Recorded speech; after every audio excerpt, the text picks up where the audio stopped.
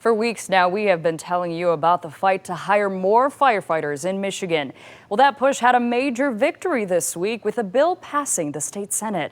But that fight is not over just yet. The House still has to vote and time is running out. 7 News Detroit anchor Simon Shaykhet has been staying on top of the story. Today, he's asking firefighters about what is at stake here. And tonight, he also called a state lawmaker to ask what is going on with this legislation behind the scenes.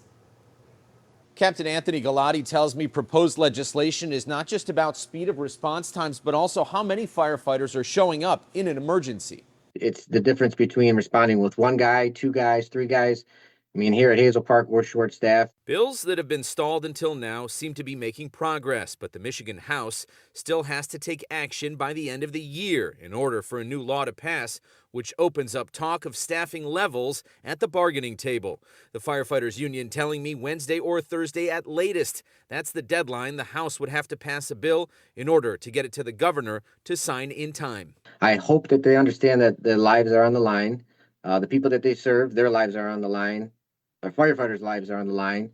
So I hope they take it seriously and they pass this. How is this bill being viewed in the state house, and how likely is it that this could be resolved? Today, I asked State Rep Matt Kolazar for his take on the bill and what's happening behind the scenes now that the state Senate has passed it. This bill has been very hotly debated throughout the state house. And when I talk to my colleagues, the biggest thing I like to point out to them is you are not mandating staffing levels for firefighters. You simply are allowing them the ability to have a discussion about it with their local cities, townships, counties. My reporting highlighted how Michigan has less than 5,000 firefighters, half the amount of neighboring states. Opponents have argued about costs, while supporters say response times and lives are at stake, and oftentimes citizens are not aware of the size and scope of the problem. I also talked with Union President Matthew Sarr to get a better sense of where things stand and the push to make an impact by Friday. What's at stake in your mind? So what's at stake is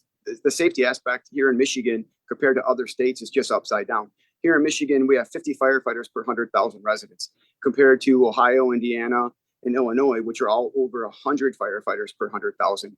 So when you look at the stats, Michigan for career firefighters is half of what our other states are doing. Now, I've been reaching out to the governor's office for comment on this issue, but so far they have not responded. For more, in Simon Shaykhet,